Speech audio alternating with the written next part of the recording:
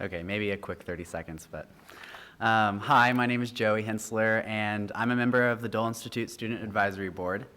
So I'd like to welcome you to the Dole Institute, and thank you for attending this afternoon's program.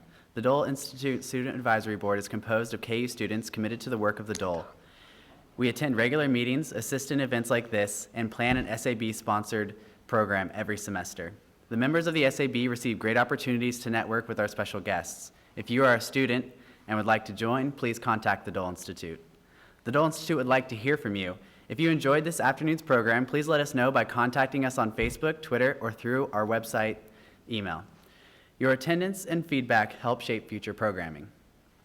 To view past programs, visit our online video archive at www.doleinstitute.org. A video of this afternoon's presentation will be available soon. Before we begin today, I'd like to remind you to please turn off your cell phones. After the presentation, we will have some time for audience questions and answers. If you have a question, please raise your hand and I'll come by with a microphone to help you out. Please just ask one brief question. And it's also important to have the microphone when asking your question for our video audio. Finally, if at any time during the program you have trouble hearing, ask a staff member or a student volunteer who will assist you. But now, please welcome Dr. Rich Barbuto, Deputy Director of CGSC's Department of Military History. Thank you. It's great to have a large crowd here today. First off, a public service announcement. There's only 6 brownies left, so if you want one, you better grab one right now. Thank you all for coming. One of these days, we're going to have one of these presentations where it's not 33 degrees outside. So hopefully spring will come, maybe summer the next time we get together. It is my great pleasure today to present to you, to introduce for you, a colleague and friend of mine, Professor Mark Gerges. Mark has had a full career as an Army officer following his graduation from Norwich in Vermont. He was an armor officer, which I was, so we are kindred spirits in that regard. He had a fairly illustrious military career to include service during the First Gulf War when he was commanded a tank company during combat operations. He's been awarded 2 Bronze Stars, one with the V device for valor, so this is the real thing that's going to be talking to you today. He also taught history at West Point. His last job in the Army was to be teaching military history at the Command and General Staff College, and following the completion of his military career, retirement as a lieutenant colonel, he continued on with us for the past 10 years as a civilian instructor, and we're thrilled to have him in the department, of course. He is a bona fide expert in Napoleonic warfare, and his focus on that is cavalry operations, British, French, and Portuguese, and the King's German Legion in Wellington's campaigns in the Iberian Peninsula. He's been to most of Wellington's battlefields on the Iberian Peninsula, and of course, Waterloo and the Belgian campaign as well. He's done archival research in Britain and France and Portugal. His book will probably become the standard study of this when it is eventually published. He continues to do other research. He gives papers, he's invited to give public lectures, he reviews books, he writes articles, he does all of that. Today we're going to study something that you all know, the Duke of Wellington and the Battle of Waterloo. And maybe those of you who take European history know that Wellington went on to represent his country at the Congress of Vienna, which pretty well retraced all of Western Europe early in the 19th century. He went on to become Prime Minister twice of Great Britain. Those of you who were here last month when we talked about the Battle of Plattsburgh, the War of 1812 ended without us losing, because the Duke of Wellington convinced his government to cut everyone's losses and just sue for peace. So Wellington's a pretty big character. He became a pretty big character pretty much from what happens in the presentation today. So without further ado, Mark, please.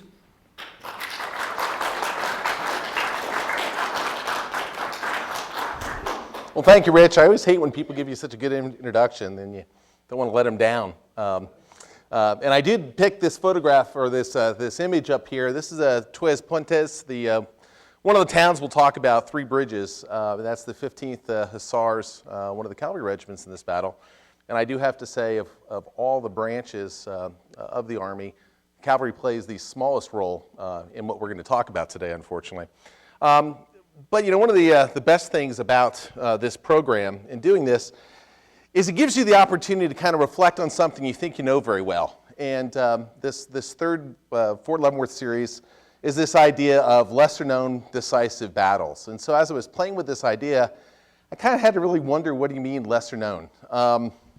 This is what it says in the Dole Institute website, lesser-known battles. But of all the battles we've talked about so far, and I'm not going to disparage any of those other decisive battles, this is probably the only one that Beethoven decided to write an opus about, Wellington's victory. There's odes, there's poems.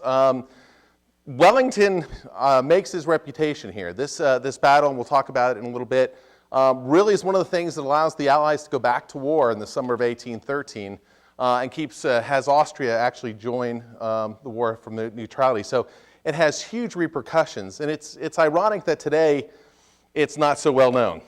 But let's talk a little bit about what the situation is in Iberia in 1813. This is the 5th year of the war in Spain and Portugal. France has gone into Portugal in November of 1807 to stop the trade.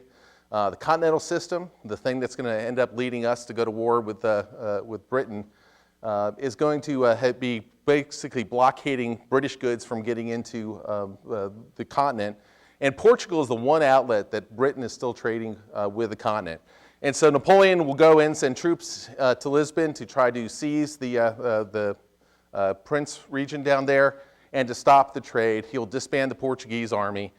And the next year, about 5 months later, French troops who have been working, and this was a joint operation with the Spanish, are going to start taking over key fortresses and towns in Spain. And finally, in May of 1808, the Spanish king will be invited, as will his son, up to France.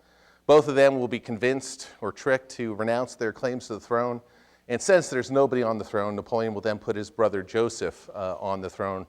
This is going to lead to an uprising that actually starts on the 2nd of May, 2 de Mayo of 1808, which starts the Spanish War, the War of Spanish Independence, as they call it. And it's going to be the piece that Britain will look at a way of getting into this war. And they will deploy troops. And there will be British troops from that period, August of 1808, up through 1814, operating in the peninsula. The war hasn't been going all that well. For the most part, British troops have been doing is defending Portugal. Wellington himself, who's going to come there, he originally comes there as Arthur Wellesley, not Wellington yet. He doesn't become there that name until Talavera in 1809. Initially goes into Spain to the Talavera campaign and just absolutely disgusted with working with his Spanish allies. They don't feed him his army as they promised. They don't provide the horses that they promise. And worst off, after the Battle of Talavera, British soldiers are in a field hospital there, and the Spanish general will abandon the field hospital, leaving the British wounded to be captured by the French.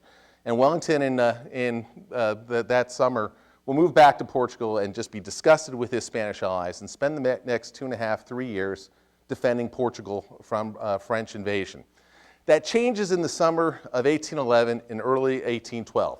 What is going on is the preparations for the invasion of Russia by Napoleon.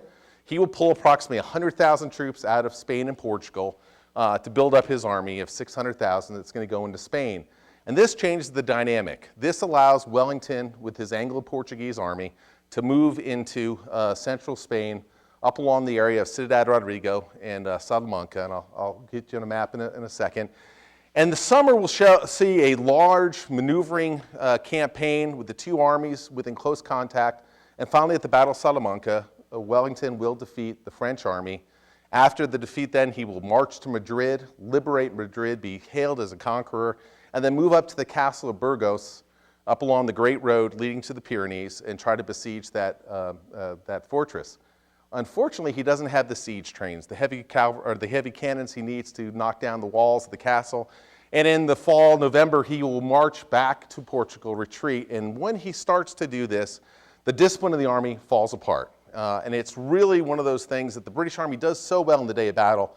And once the battle's over, once the opportunity to kind of loot or pillage or the weather conditions turn bad, they fall apart. And what Wellington will write is a letter that gets to be known as the infamous letter. And he's referring to the Army. And I quote, "During the retreat, the officers lost all command over their men. Irregularities and outrages of all description were committed with impunity, and losses have been sustained which ought to never have occurred. I have no hesitation in attributing these evils to the habitual inattention of the officers of the regiments to their duties, as prescribed by the standing regulations of the service and by orders of the Army." As you can probably imagine, pointing the thing directly at saying it's the officers, it's your fault that this army has fallen apart was not taken too well. Nor has this retreat ingloriously back to Portugal after he had liberated Madrid that summer. And so during the fall of 1812, there's a lot of talk. There's also a lot of pressure upon Wellington to do something. And he has some people outside of the government who are really looking for his head. They are always these political parties back and forth. Wellington has some strong support. His brother, Lord Warrington, his older brother, is in the cabinet, almost becomes prime minister in 1808. But he has these croakers, is what he calls them, these officers who will write letters talking about every single bit of the campaign, what they're going to do, how they're going to do it. They write these letters home. He complains they keep coffee houses. They sit around and discuss operations and how they're not going to work or whether they're going to work. And so what this means for the 1813 campaign is Wellington will impose a real, almost a cone of silence on everything in his operations. He will not talk to the government about what he's planning on doing. He will not talk to his soldiers, his other subordinate leaders. And pretty much everything he's going to do is kept with himself personally.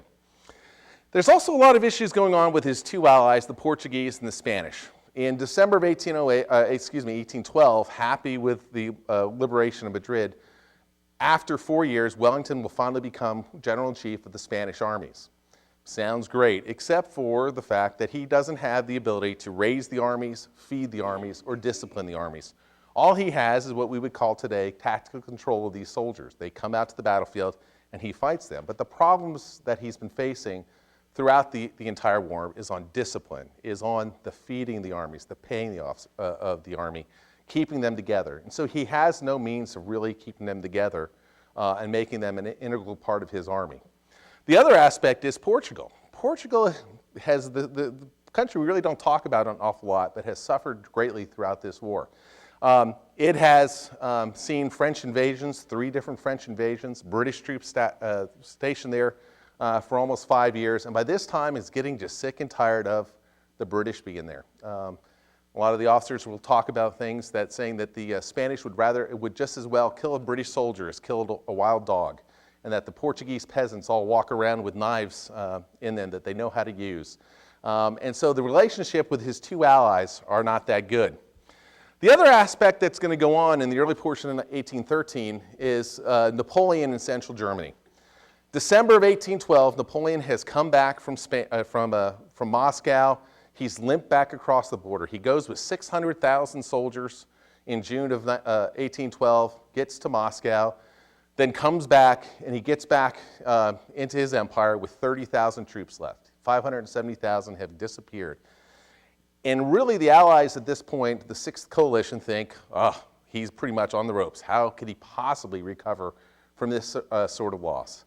And in the first 5 months of 1813, Napoleon's going to do amazing repairing of his army. He's going to pull soldiers from Spain, pull approximately 100,000, particularly cavalry, but also infantry.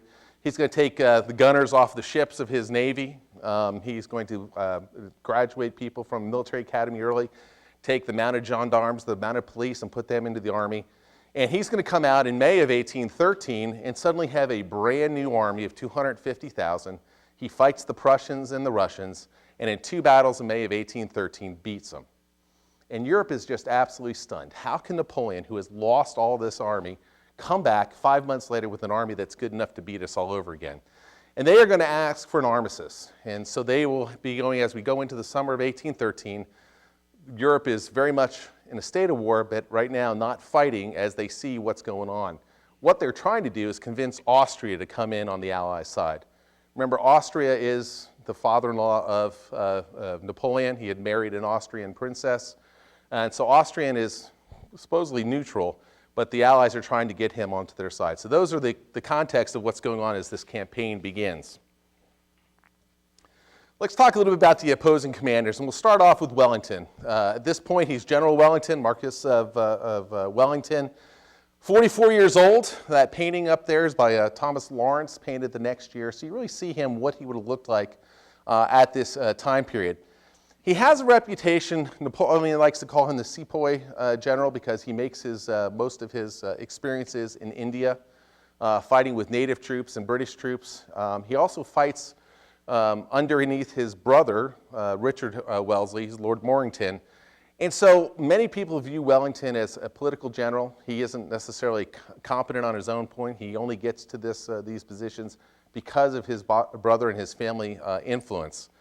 He has been there in Portugal and Spain, and this is not where the British want to put their main effort.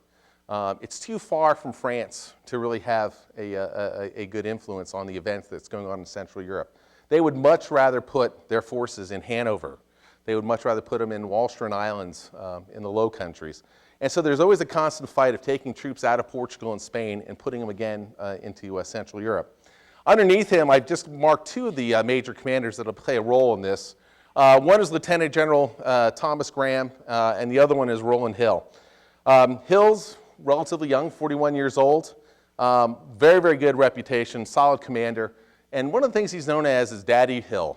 His soldiers call him Daddy Hill because of the care he takes to them to make sure they are fed and taken care of. The other person here, Thomas Graham, interesting character. He does not join the army till he's 42 years old. At the Battle of Vitoria, he's 65, one of the oldest commanders on the battlefield. He's a successful farmer in 1792 up in Scotland. His wife is sick. His doctor says to take her to the south of France so she can recover. They go to France, and she dies while they're there. Happens to be bad timing for him. It's just as the French Revolution is starting to enter its violent phases. So as he comes back with her body, he's met by some French revolutionaries. They want to see if he is sneaking weapons in her casket and basically dump her bodies out onto the ground. And this so incenses Graham that once he gets back home, he volunteers for the army, and then he'll later on get a commission, raise up in the ranks till by this period he is a lieutenant general. Even though he's 65, he's very vigorous and a very, very good commander. On the French side, you have Joseph Bonaparte, Napoleon's older brother, who is the King of Spain. They're only because he is Napoleon's brother. This is his third kingdom. He had first been the King of Holland, and then his brother needed someone to be the King of Naples and moved him down there. And now when he moves to Spain, Napoleon goes into Spain, needs a loyal family member to be on the crown there, and moves Joseph there. Joseph doesn't have a real good reputation. Joseph doesn't like to do the day-to-day hard work of actually governing. He would much rather sit back as an aloof monarch, let his ministers run the kingdom. But unfortunately for him, Spain is not in that state that he can just sit back and open art galleries and go and have balls and parties. He gets the nickname from the Spanish as Pepe Botella, basically Joseph of the Bottles, because of his drinking and his womanizing, and not very well respected. But one of the things Joseph is trying to do is he says, if I'm going to be a Spanish king, I have to have Spanish forces. I have to have Spanish troops, and he will constantly try to raise a Spanish army, and we'll see some of those here at the Battle of Vitoria.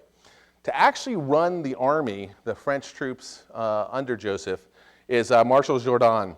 Jourdan's an old soldier. He had been an enlisted man in the old Royal Army, had fought at the Siege of Savannah in the U.S. Revolution with French troops. During the Revolutionary Wars, he'll get a commission and will fight very, very well. And when Napoleon makes the first group of marshals, he will become one of the initial marshals in 1804. He follows Joseph as a military advisor to Naples and then comes with him to Spain. But Jourdan and Joseph have had a problem since 1809. Napoleon has tried to direct the war in the peninsula directly from Paris. And what you've had after Napoleon, he only spends 3 months in Portugal and Spain. he spends and leaves his marshals there, and so for most of the time, he tries to direct these guys from Paris directly. Jourdan and Joseph have very, very limited authority. They only control the army of the center right around Madrid. And it's only when Napoleon goes to Russia in 1812 that he's going to give full authority to all the French armies in Spain to Joseph and Jourdan. But of course, by this time, they've had three and a half years of autonomy, 3.5 years of not listening to anybody other than Napoleon. And so you're going to see a lot of problems of just getting these subordinate officers to follow. You have what's really the remnants of three different armies underneath Jourdan. You've got the army of the south, of the center, and of Portugal. Each of these armies had huge provinces of Spain for most of the Peninsular War. The army of Portugal was fighting against Wellington up around the area of Ciudad Rodrigo in the north. The army of the south down along Cadiz, down near Gibraltar, was conducting the siege of Cadiz for 3.5 years, and the army center around Madrid. They were all commanded at that time by marshals of France. But as the 1812 campaign goes on, Napoleon has pulled those marshals back. And what you now have is division commanders, Gazan, Durlan, and Ray, who are now in charge of these armies. So they don't necessarily have the experience to be able to command these armies effectively. Plus, the other issue is many of these forces are going to be off doing other missions, particularly fighting the guerrillas, trying to keep their lines of communications open. So even though they look like armies, and I'll talk a bit in a second about the actual organization, there's not that many forces with them. When we talk about the British forces in the peninsula, you really have to talk about what's known as the Anglo-Portuguese Army. Britain goes there with a very, very small army, only about 30,000 soldiers, and the only way that they're able to build up and be able to confront the French is by integrating the Portuguese army. Portuguese army was disbanded by the French. The best soldiers and officers were actually shipped as part of the Grand Army up to the Low Countries. They take all the horses, they take most of the arms. And so when Wellington comes there, the Prince Regent basically gives him and Marshal Beresford full authority to raise and train a new army for Portugal. And they're going to do that over the next 3.5 years. By 1810, at the Battle of Busaco, this Portuguese army is integrated into the British army. And if you look at the actual units that I have here, you see almost all of them have a sliver of green. And what this is showing is the Portuguese troops that have been embedded into these British divisions. For example, the 5th Division has 2 brigades of British and 1 brigade of Portuguese troops in there. And when you look underneath that to the Portuguese brigades and regiments, if the Portuguese regimental commander is a Portuguese officer, then the second command is a British officer. Below that, if it's a British officer as a company commander, the second in command is a Portuguese officer. So these two armies are truly linked together, operating on the same discipline, the same standards, and fight very, very well. It allows Wellington to have a much greater strength than just the 30 to 40,000 British soldiers that are actually there. And I say British soldiers because that also is a little bit of a misnomer. He also has a large number of German soldiers. Rich Barbuto had talked about the King's German Legion. George III had been the Elector of Hanover, and when Napoleon reorganizes and creates the Confederation of the Rhine, he takes basically Hanover away from George III.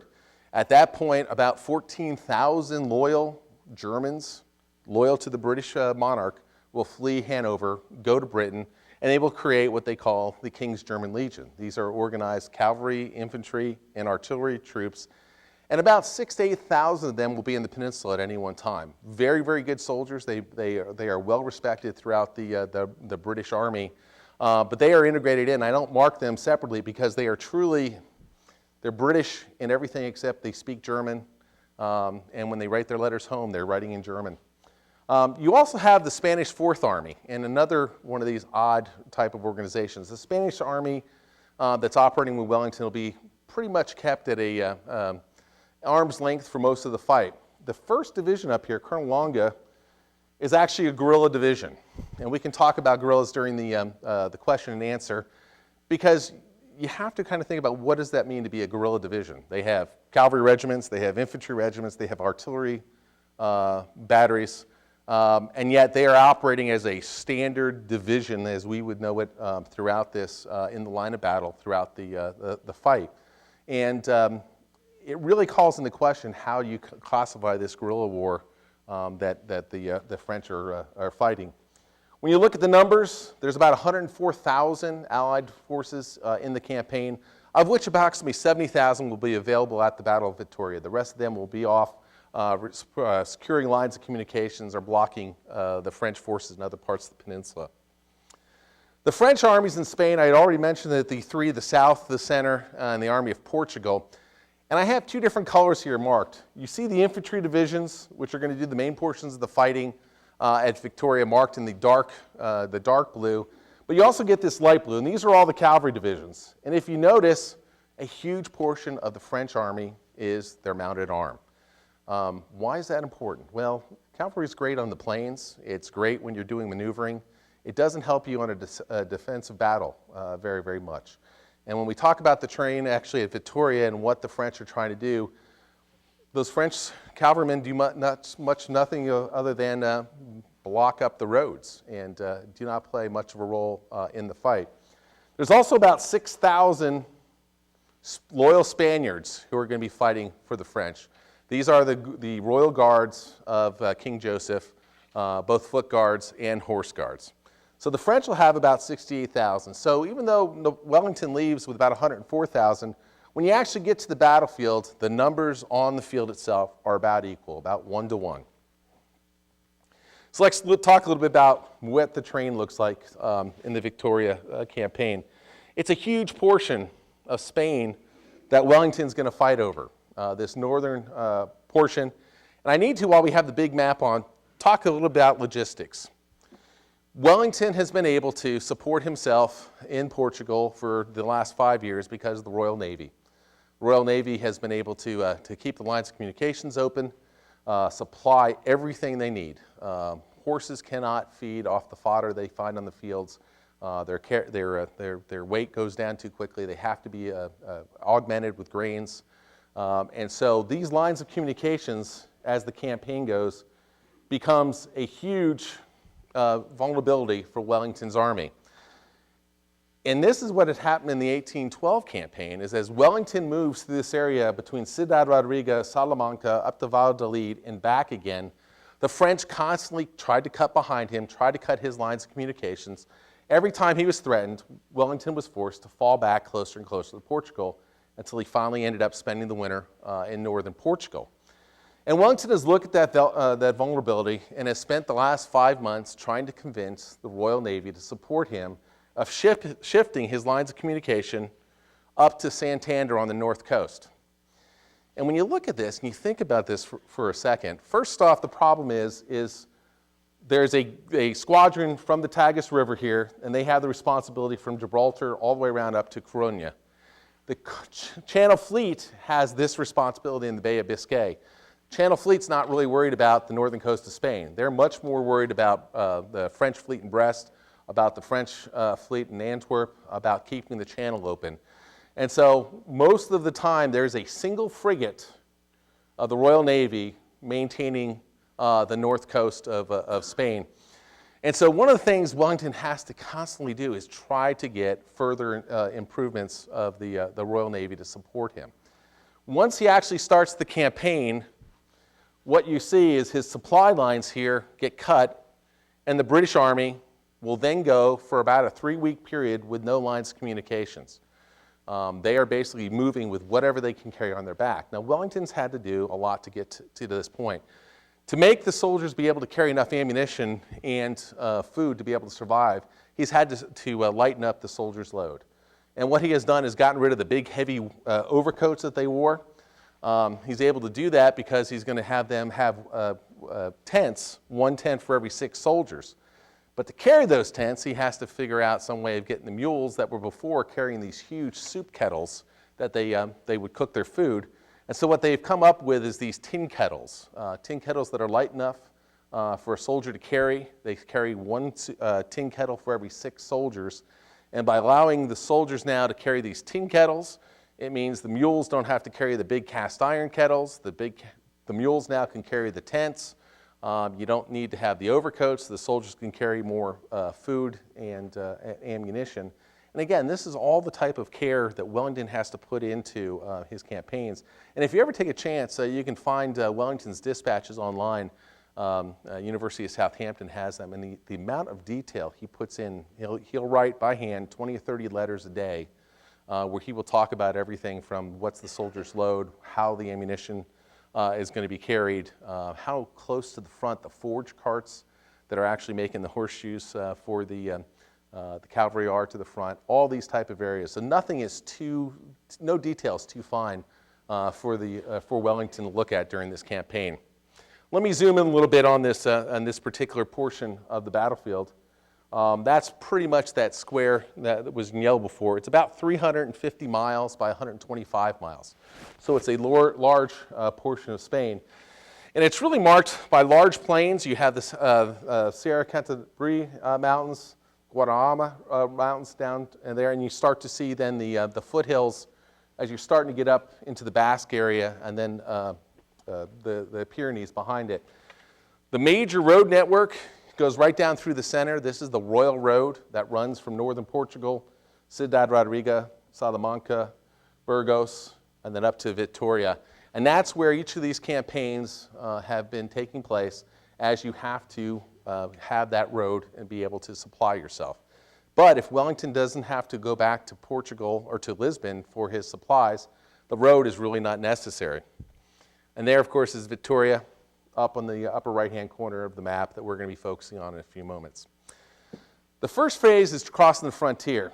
And Wellington knows that the French are going to be looking for him again coming up that main road to Salamanca.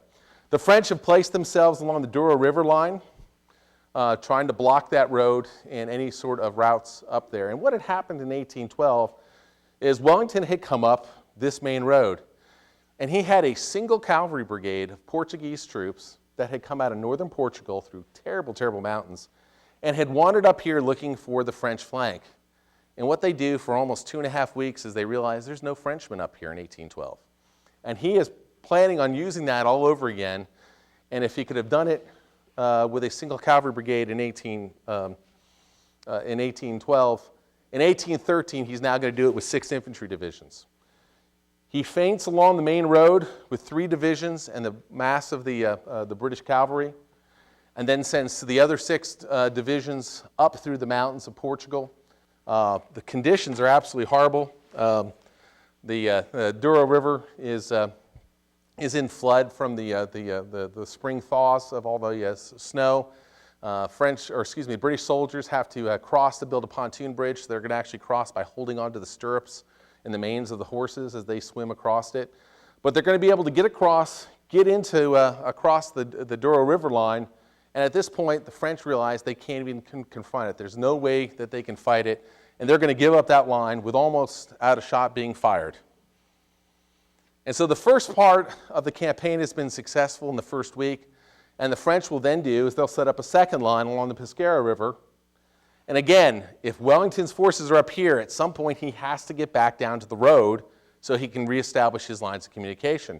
And if Wellington's up here, the French are here, they can confront his lines of communication. And at this point, they still just don't get the fact that Wellington has no lines of communication, that he is waiting for the Navy when he gets up to Santander. And once again, Wellington will just pretty much ignore the French, continue marching up to the northeast. There are going to be some small cavalry fights, basically a brigade-on-brigade fight. It really has no effect on the campaign other than pushing the French back from the outpost. But again, the French have to abandon this line of their defense, and they will take up a third line of defense just in front of the city of Vitoria, and this is where Wellington will actually go and offer a set battle. Joseph, once he starts falling back here, has to abandon Madrid. And at this point, the French army starts to become, it almost looks like a circus. It has thousands of wagons, not only the normal supply of gunpowder, cannonballs, all those type of things, but you have officers, all their baggage, you have their wives, you have their children, you have all the civil court of Madrid, so all the civil administrators and everything like that. They have to go somewhere. Where's the king? He's with the army. So they go with it. They're dragging and leading these huge herds of cattle. There's approximately 3,000 wagons of just really the loot of 6 years of the French occupation of Spain that is moving along with there. The entire Spanish royal collection has been cut out of its frames, rolled up, and put into carriages. So it's an amazing route. But at some point, Joseph has to offer a battle. You can't be a king of a kingdom without a capital. You have to stop the enemy. And so he's going to decide Vitoria is the place that he's going to offer the battle. So here's the terrain of Vitoria. It's approximately a 10-mile deep plain. It has a mountain range off to the north, the Brava de Batea. It has the heights of Pueblo in the south. Meandering through the center of that plain is the Zadora River, marked by 12 different bridges all across here. These are stone bridges. And when you look at this, what really the Vitoria area does is it creates a huge horseshoe with the city of Vitoria to the rear. The only way to come in is along this main east-west road, or at least that's the way the French look at it. If Wellington's going to come in here, he's going to have to come along this road. And so they're going to defend in that low ground. Here's Wellington's plan. He looks at it and says, okay, they're going to expect me to come this way, so I'm going to take 2 of my divisions, and I'm going to feint to the front. I'll take 3 divisions under the hill, and they are going to climb the heights of Pueblo, get up on the heights, and they're going to threaten the French southern flank. So now the French have got forces to the front, forces to the south, and they're going to have to react. At the same time he does, what's really going to be bold is he sends Thomas Graham with 18,000 soldiers meandering up through the mountains. These guys are going to take about a 25-mile road detour up and around, out of contact with Wellington and with the French, to come back to the rear, back by the town of Vitoria, and they're going to try to time that. So as they get there, they're able to cut the lines of communications for the French. And then the other port is Lord Dalhousie and Thomas Picton, who's commanding the 3rd Division. They are supposed to be part of this. And once the French react to the south, they hear the guys coming in from their rear. He's going to punch with the majority of the army into the strait and try to destroy them and capture them. It's a very, very ambitious plan. And if you think about warfare in the early 19th century, once Wellington gives the orders on the 20th of June to do this, he's out of contact with his commanders. He can do nothing except wait for them to try to execute his plan and hope that they understood him and hope that they're going to do it according to his plan. Just give you another view of the battlefield. Here's an aerial view. In the fronts there you have the heights of Pueblo, the town of Vitoria, Zadora River running down through the center. Tres Puntas, that painting I showed you in the beginning, is that village there. Subiana, which we'll talk about the fighting there in a few minutes. And this is where Joseph is going to have his headquarters on the hill of Aranez. Joseph, interesting character, I guess is all you can really say about him. He is so confident he's going to win that he spends his time having stands created so that the people of Vitoria could come out and watch the victory. At the same time, he doesn't have any of the bridges across the Zadora River destroyed. So when you look at this, every bridge of the 12 bridges along here are still open, and his army is located across in that direction. The other aspect, too, is he thinks that Aranez Hill is going to be a lure to Wellington, that Wellington's going to have to take that. And it really goes back to history. Edward, Prince of Wales, the Black Prince, in 1366, he'll be fighting in this area. His advance guard will get up to the hill of Aranez, 300 English knights and archers, and they will be defeated by 6,000 Spaniards there. And so Joseph thinks that Wellington's going to know this, and somehow that's going to have a magical lure that he's going to have to take this hill of Aranez to take off that black spot from British military history. There's the route that he expects Wellington to come in. So the morning of 21st of June, even though it's the middle of the summer in Spain, you're starting to enter the Basque region. Vitoria today is the capital of the Basque region, so it's very similar to today. Drizzly, cold weather. The soldiers at this point were really wish they had their heavy coats that had been left back in Portugal. But 8 o'clock in the morning, down in the south, Hill's forces are going to start to cross. One of the other aspects, and you just saw the army of Portugal start to move, is that these reports up in the mountains that there are British troops there force Joseph and Jourdan to move some forces back to try to protect against it.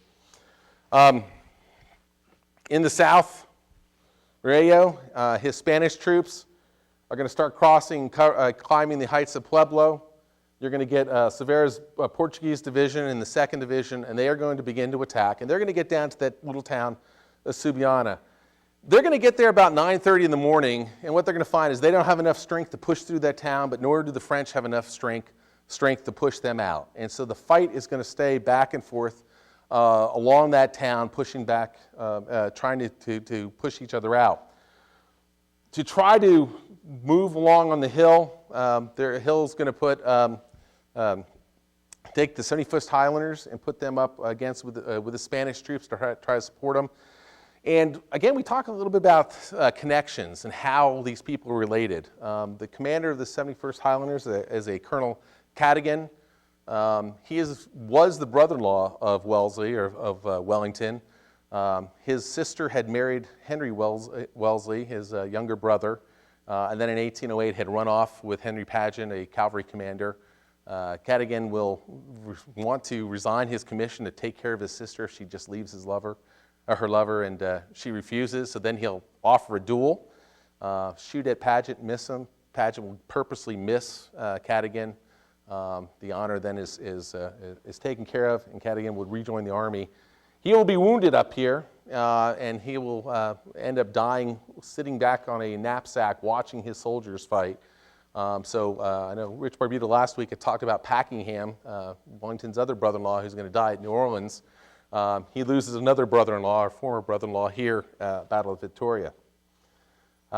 As the morning goes on, French troops continue to move down to the south to try to stop this pressure. And this is exactly what Wellington expected this fight trying to do. He is continuing pulling from this army of the south down here more and more forces and making the center of the French line weaker and weaker.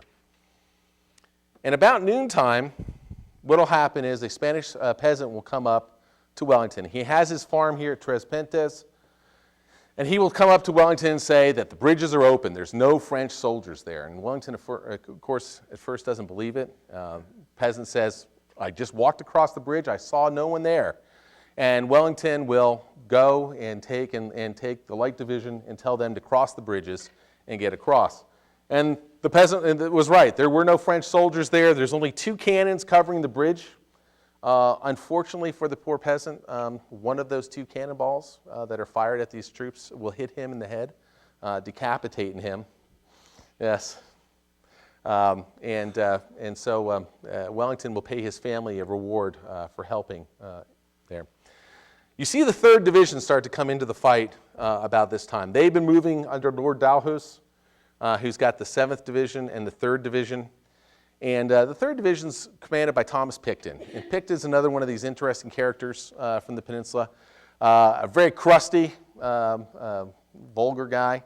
He's waiting there, and he's under Lord Dalhousie because during the 1812 retreat, he disobeyed Wellington's orders and went down a road he wasn't supposed to. And since then, Wellington hasn't trusted him. And so the 3rd Division has gotten up there about 8 o'clock in the morning, and Picton is sitting on his horse, and he's just taking his riding crop, and he's just hitting the mane. He's just getting madder and madder and madder. And finally, at noontime, Wellington has sent an aide to go find Lord Dalhousie in the 7th Division. And the 7th Division is still up here somewhere, kind of lost in the mountains. And they come up to Picton, and they say, where's Dalhousie? And he goes, I don't know. What's your orders? I have orders for Lord Dalhousie. Well, what are the orders? Well, the 7th Division, supported by the 3rd Division, is supposed to attack the bridges down here. And at this time, Picton just is so mad, and he just says, damn it, tell Lord Wellington that the 3rd Division will take the bridges, and we're going to take them now. And he immediately turns to his soldiers, says, come on, you rascals, come on, you fighting villains, and leads them forward. And it's really going to be one of the key actions at this part of the battlefield. 3rd Division comes down just as the French have pulled most of their strength down this way. The fight starting to come in here, and suddenly the 3rd Division comes into the northern portion of this line. And so the French army there under Gazan is suddenly faced with 3 different directions of fight. and it's going to cause the army to start to break. By this point, Wellington has the vast majority of his army to the south of the Zadorra River. So those bridges that the French should have blown, that should have held, has not done any good because they never bothered to do anything with it. You also start to see Thomas Graham's forces, the 1st Division, the 5th Division, and Longa's Division, starting to come in. And so as you're a French soldier sitting down there fighting, all of a sudden behind you, you start to hear 20 cannons starting to open fire. It's going to focus on mainly the town of Gamera Mayor, and I'll show you a photo or sort of painting for a second of what that's going to look like. But the pressure is going to keep building as these troops continue to move along the top of the ridgeline, outflanking the French positions, and the French have to continue to withdraw. Now, French soldiers are still fighting very, very well. One thing to notice here is this fight started at 8 a.m., and here we are getting up to 4 o'clock in the afternoon, and they are still fighting very well. But they are starting to get orders by Joseph to fall back closer to Vitoria to form a new line. And as the pressure starts to build, what Joseph and Jourdan do is they basically build a new line with the Army of the Center here, and then the Army of the South, the one that had been in front in this portion of the line. And they start to get back farther and farther towards Vitoria. Thomas Graham really misses an opportunity here as he starts to, his attacks start to come in. As the pressure builds and as the French line continues to get back closer and closer to Vitoria itself, he does not come straight down into Vitoria. If he had done this, he would have cut both of these roads leading back towards France. And what he ends up doing is more and more of his strength starts going over here to Gamera Mayor, which cuts the road to Pamplona and Bayonne, but still leaves the French a route of escape. By 4 in the afternoon, the French line is like this, and Gamera Mayor is where the heaviest fighting in the battle is going to take place. Primarily stone buildings. This painting was done in the 1880s, pretty accurate representation. I've actually seen photographs of these buildings with this painting next to it. But one thing that when you look at warfare at this time period, you usually think of these straight lines of soldiers firing volley after volley. And this really kind of talks a little bit about how the British Army in the peninsula fights. A lot of skirmishers, almost entirely broken, not in a solid line, but feeding into the fight. The French soldiers in among the buildings. The French are going to take their cannons and have cannons putting directly down across the bridges with light troops on either side protecting it. And so for most of the afternoon, what will continue to happen is the 5th Division will continue to force more and more troops in here. And about half of the British cavalry of the battle will take place in this one town. By late afternoon, situation for the French is getting bad. The Army of the Center, that one has taken the pressure since 8 o'clock this morning, finally ends up starting to leave on their own volition. And you then have the French trying to restore the situation. Will bring up a line of cannons, 73 guns, and Wellington's Chief of Artillery, Lieutenant Colonel Dixon, will bring up 71 guns. And for the first time in the peninsula, you have 140 cannons lined up on each other, firing a cannonade against each other. This fight will hold off the British for almost 2 hours as troops the French troops begin to retreat back through Vitoria itself. But as it starts getting closer and closer to dark, more and more French troops pull out of the town of Vitoria. The big purple mob is the 2,000 wagons that are left of the French loot convoy. There had been 3,000 the morning before. However, 1,000 of them had moved off towards France that morning, but 2,000 were still sitting there. And as the French troops all move in this smaller and smaller area down the one road, and then the British troops start to come down through this way, just as it gets to be dusk, they run into these 2,000 wagons on there. It's an absolutely incredible sight. I have a quick quotation from it. Some of the people who see this. I never witnessed such a scene. Wines, concubines, baggage, brooks, military chests, all taken. Cask of brandy, barrels, boxes of dollars and doubloons, wearing apparel, silk, laces, satins, jewelry, painting, sculpture. Some soldiers even had state robes and court dresses on. There's 1.5 million rounds of ball. There's parrots. There's monkeys. There's 500 women of loose virtue, shall we say. It is a French convoy after all. Gazan's family and his daughter. There's 5 million francs of the military chest that had just been arrived from France. And what ends up happening is the soldiers begin to loot. They stop the pursuit of what they should have been doing, and they begin to loot. Many soldiers are just filling their pockets full of any kind of gold. They have there's 4 different markets that will take place that night where infantry divisions, instead of sleeping and resting, ready to fight the next day, will set up basically market stalls on the back of captured wagons, selling and trading goods and items. And Wellington, unfortunately, for some of these cavalry regiments' reputations, will actually come across them and their officers pillaging and filling their pockets. Not all regiments do this. The older regiments, the regiments that have been in the peninsula a while, have a better discipline. One of those regiments is the 14th Light Dragoons. 14th Light Dragoons actually has a soldier who rides up to the side of the carriage, the king's carriage, shoots a pistol into one window as King Joseph jumps out the other side to get on a horse to get away. What they find inside there is interesting, though. They have it's the Spanish Royal Collection of art that has been rolled up, and it's probably because it was all rolled and it didn't really look like it was very valuable that the soldiers left it alone. So 168 pieces of just absolute brilliant masterpieces are going to get sent to England for safekeeping. About 80 of those pieces are in Apsley House today. King Ferdinand VII, when he comes to the throne to thank Wellington for his victory, will donate or give those to Wellington. But one of the other things the 14th Light Dragoon gets is what they call the Emperor. That is the silver chamber pot of Joseph. And this has become a key portion of the 14th Dragoons. They're now the Light Dragoon Regiment. It's part of their tradition. When they have a mess and they have a big celebration, they fill that with 6 bottles of champagne, and then the officers will drink out of that, and then the junior officer has to wear that on his head. I assume they've had 200 years to sanitize it. That's actually a picture of a young lieutenant returning from Afghanistan. It had been on loan while the regiment was in Afghanistan. It had been on loan to a museum, and he had to go and recover the Emperor and bring it back to the British mess when they returned from Afghanistan.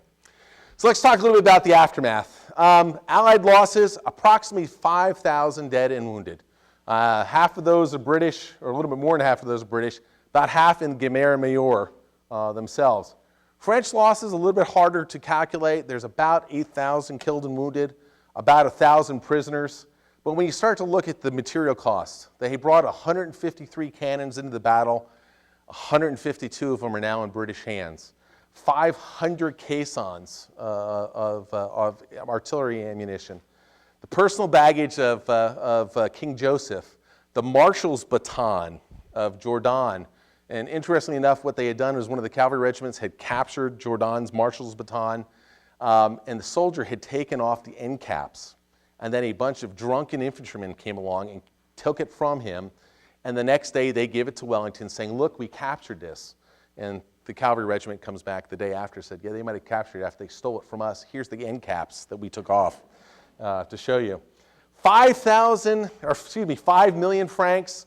Out of the 5 million francs, 200,000 of them will actually go into the British military chest. The vast majority of that money goes into the soldiers' pockets or into the people in Vitoria, the Spanish peasants' pockets. Wellington will actually put out officers on all the roads and make anyone leaving the army going on that area to empty their pockets to try to find and recover the money. But what are the results? Well, first off, the Bonaparte Kingdom of Spain ends. Joseph will flee back to France. 2 weeks later, Napoleon will remove him from the Spanish crown. The discipline problems again. This is where the famous phrase, scum of the earth, is first uttered. He writes back to Earl Bathurst, who's the Secretary of State for War in the Colonies, 2 weeks after the battle. And he says, "It's quite impossible for me or any other man to command a British army under the existing system. We have in service the scum of the earth as common soldiers. And of late years, we've been doing everything in our power by both law and publications to relax the discipline which alone such men can keep in order. He reports he has 5,000 out of dead and wounded from the battle. He's lost more than that to straggling and desertion since they have captured everything from the loot wagon. The other aspect it does, though, is the French are out of Spain. Other than Marshal Suchet's forces in Catalonia, everybody else, other than the forts of San Sebastian, Pamplona, so most of Spain is now liberated from French forces. And most importantly, the bulk of the Allied army, Wellington's army, will fight a few battles in the Pyrenees over the next 2-3 months, but by 1 October is sitting there basically in France, ready to invade France as the new year comes up. It's important because as the Allies are looking in the armistice that had started in May of 1813, and Austria is trying to decide whether we should go to war or not, this battle shows that the French can be beaten. And this battle is one of the key things that's going to allow the Austrians to come in on the Sixth Coalition side and go to war. It's a huge concern of Wellington's. If the war does not start, if the armistice stays and becomes a peace treaty, Wellington's fears that Napoleon will then turn with that French army that's in Germany to come down towards Spain and try to recover Spain. But this victory makes it that that will not happen. A couple of things to consider we might want to talk about during the question and answer. This reputation Wellington has as a defensive general. The maneuver that leads to Vitoria does not seem very defensive in my role. The role of Spanish guerrillas, not really mentioned much in this campaign that ends the French rule. Coalition warfare, and also the significance to the events in Germany. So that's it. If you have any questions, please use the microphone, because I've seen this a couple months, and it's always he's running around trying to get people. So. Could ask a question first, would that be cool? Okay, yes. Sure. So you talked about how Duke Wellington wasn't in contact with the government at all. So does that mean that there was no like civic or civilian authority over the military back then? Was that like concept not developed? No. No, there is military control. What I mean is that he really is not telling them the details of the plans of what he's going to do in the 1813 campaign. Before, what you find in Wellington's dispatches are these long dispatches saying, here's what my plans are, and if this works this way, I'll do this and I'll do that. What happens is his orders go back to what's known as the Horse Guards. Basically, it's the equivalent of our Pentagon at the time. And officers will read this, and then they will talk to somebody else, and you have friends of friends reading these dispatches that are really private and confidential for the government. And so what happens very quickly is these secret dispatches and confidential dispatches get out in the press. And so Wellington just doesn't tell them the specifics of what he's going to do. At this point, he's finally got enough of a reputation that they trust him, that he can say, look, I'm going to go into Spain. I will get the French out. I think I can do it. And they aren't asking the detailed questions like they had been other years, or asking him to justify his actions. Hello. I'm just going to take from your first question, I think it's Wellington as a defensive general. What do you mean by that? Can you explain that further for me or for us? Many people talk about Wellington as this defensive general, that he just knows how to sit back and let people attack him, much like he does at the Battle of Waterloo, where he takes this reverse slope position. And Wellington, throughout his career, whether it was in India, whether it's the early years in the Peninsula War, has taken the offensive. He has attacked when he sees opportunities.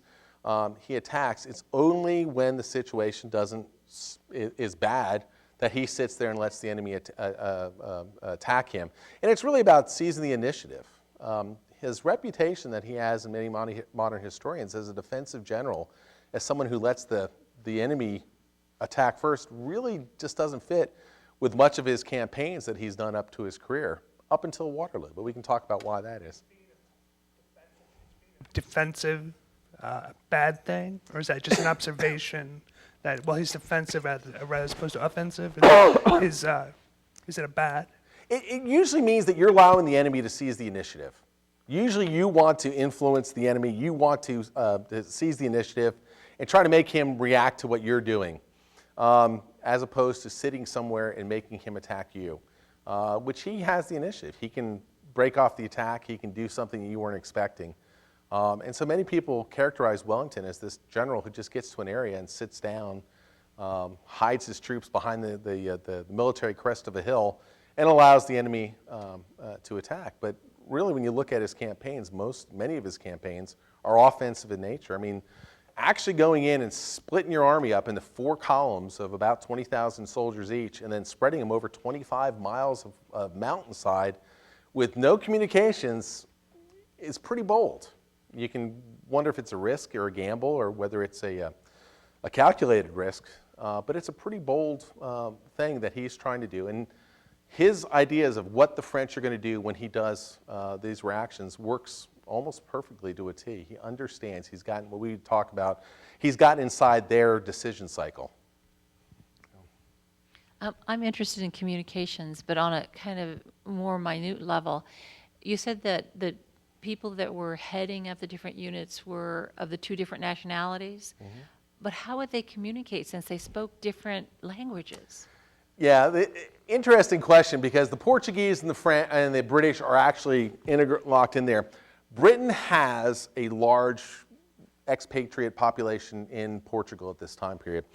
The oldest existing commercial treaty in the world goes back to the 13th or 14th century between Great Britain and Portugal. There's a number of great Portuguese, or if you like port wine, many of the great houses that make port wine are British houses. They're Brits expats in Portugal itself. And so living there for years, they still keep their British identity, but they've picked up the local languages. So you get large people like William Beresford, which I really didn't talk about because he doesn't play a role here, but he is the one who's Marshal of Portugal, and he is raising and commanding the Portuguese army. He speaks fluent Portuguese. The other aspect is they all speak French. The French is the language of education, and what you see when they don't have a common language, they don't speak English, you'll see them writing letters back and forth to themselves in French. And so you'll see Wellington, who of course went to school as a young man in France, so he's fluent in French. He's picked up pretty good Spanish. He writes it well. His speaking's indifferent, that he says it, but he can do it. But if he wants to communicate with another educated officer, they do it in French. Yeah. I have a question about the drive across the ridge. How much of that is kind of winging it by his officers, and how much of it was directed by Wellington? When you say winging it by his officers, once he lets them go, he's really sitting back and has no influence of what they're doing. But that's the nature of really 18th and 19th century warfare. We teach in the college, the Command General Staff College, this idea of mission command. Wellington really doesn't make a lot of big decisions during the battle. He has gotten all the troops to the areas they need to do, and he says, go. And then he sits back, and he doesn't really twiddle his thumbs. He gets very impatient when things aren't happening the way he's going to do, but he has very little that he can do to influence the battle once he tells them to start. He has to trust subordinate leaders to be able to understand his intent and then to execute his intent. And the only thing he can really do is give them additional resources. So if they're not doing it, he can send another regiment there, maybe another brigade there. But for the most part, he pretty much sits back and does not try to take a minute command of it. And so it's not really winging it. It's the nature of warfare at that time period, and this trust between commanders. And the other thing I should have discussed a little bit more is this army in 1813 is really the product of 5 years of Wellington. He does not leave the peninsula. He comes back to the peninsula in April 1809, and he does not go home until April of 1814, once the French have been defeated and Napoleon has been deposed.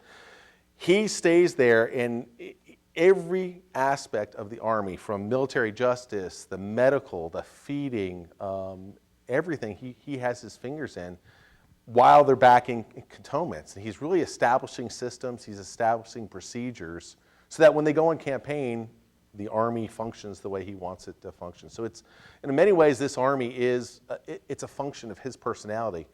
And that's why I brought up Waterloo. The army at Waterloo is a terrible army compared to this army. The majority of this army is sitting in New Orleans later on, when, or getting ready to come back from New Orleans when the Battle of Waterloo is going on.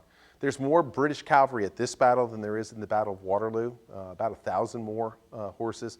But most of these Peninsula regiments, the experienced regiments that he really has relied on, they're in America fighting against us. And so the army he has in Belgium 2 years later is not one of his best armies. And it really factors into how he can react and what he can trust them to do. He would never do something like he did here in 1813 and 1815.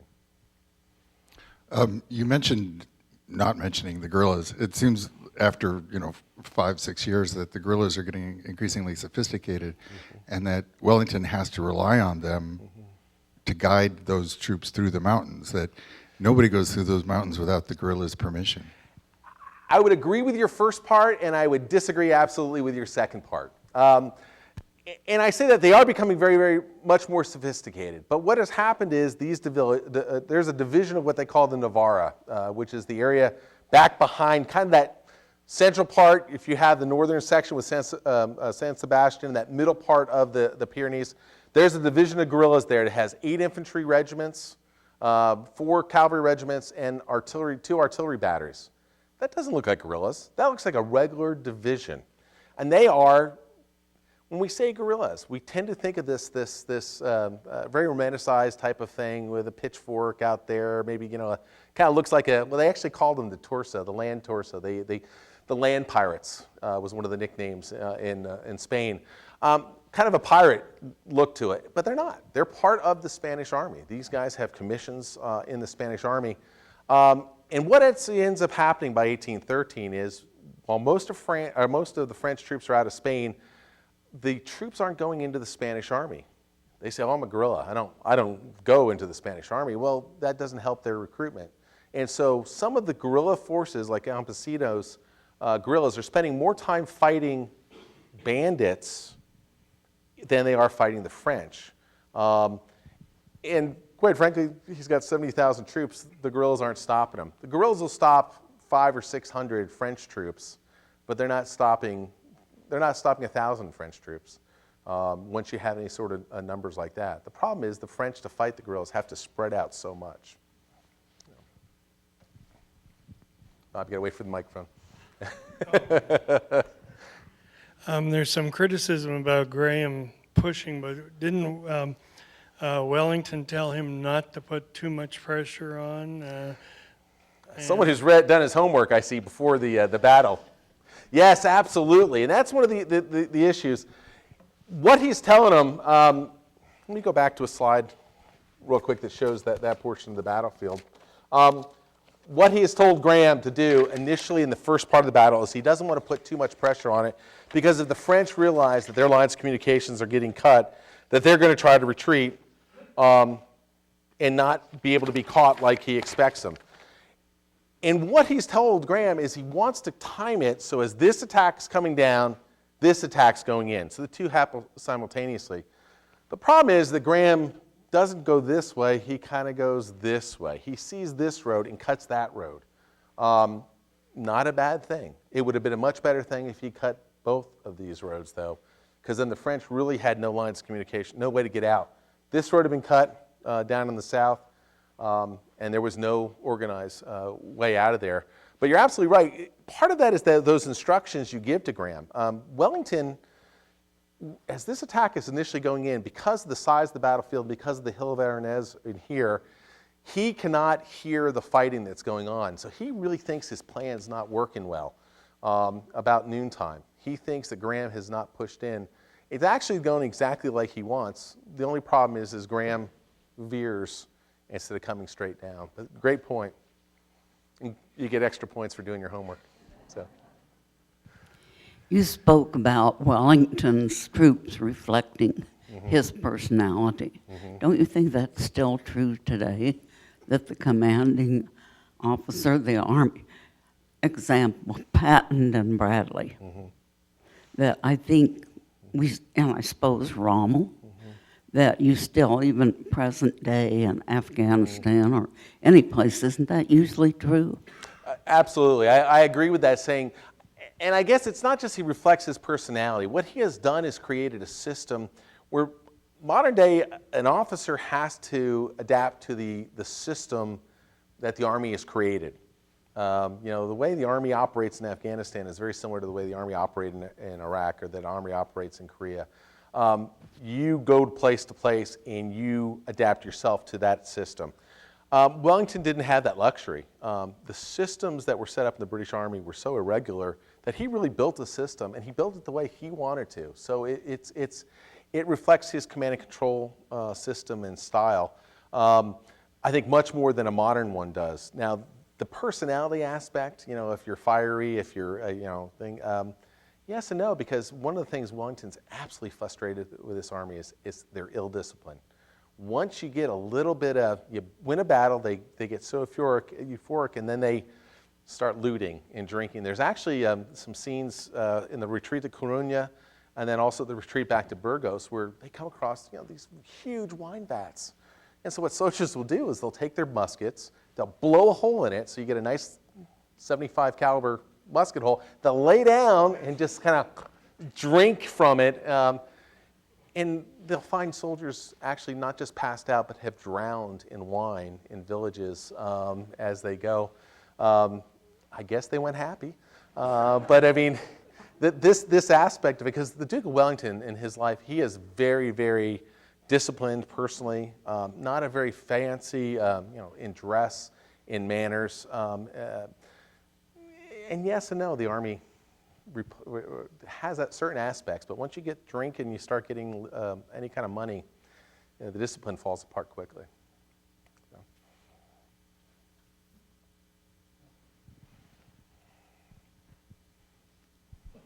Mark, out of curiosity, the distances that the attacking forces are making there and the elevation of the darkened area, are those scrubs, foothills, high mountains? They're high mountains. Miles in distance? Yeah, when you look at this, from here to here is about 12 miles. From here to here is about 3 miles. Okay, so that's what the size of this plane is. These troops had marched over 20 miles that previous night to get up there. These troops, not much of a march. These troops, 15 to 20 miles. And the hills are pretty high. You saw the aerial view over the Pueblo, and you could see these mountains here. Now, the entire area is high plateau. As you start to get there, it starts to drop down towards San Sebastian. So it's very cold at night. It's rainy. The temperature is probably only in the 50s and 60s during the daytime. But it's good hills. You're not going across trackless scrub. You're staying to the mountain paths and roads in there. Any other questions?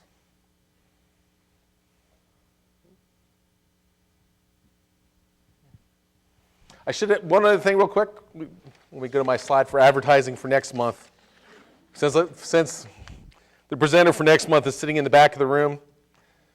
The next talk is on the 5th of June, and it's going to be on the big week, February of 1944. So if you like B-17s and the 8th Air Force, Dr. John Curatola in the back there will be talking all about it. All the things that make life worth